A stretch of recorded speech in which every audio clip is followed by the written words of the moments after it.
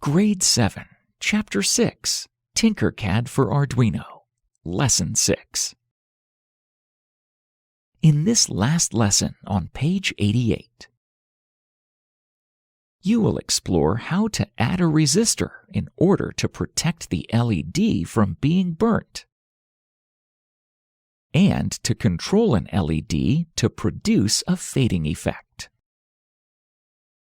The resistor is an electronic component used to reduce the flow of the current of electricity in order not to burn an LED.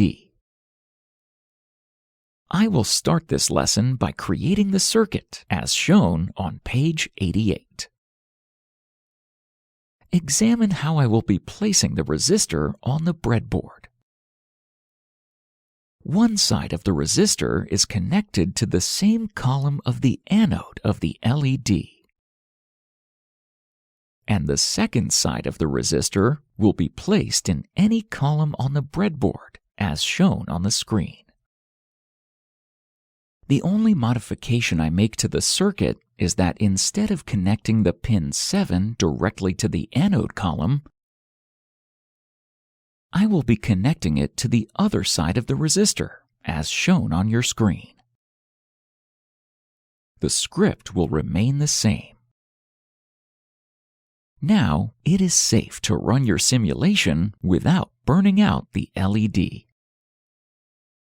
In this second part of this lesson, you will be exploring how to make an LED fade. Use 2 blocks of count and set their parameters to the same values as shown on your screen. The variable S1 will have the values from 0 to 255, and the block set pin will be set to S1. In the second block of count, you will reverse the functioning of the first count block.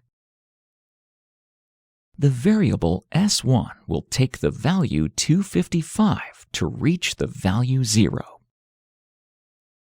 Try to run the script and see how the LED set to pin 5 is fading up and down.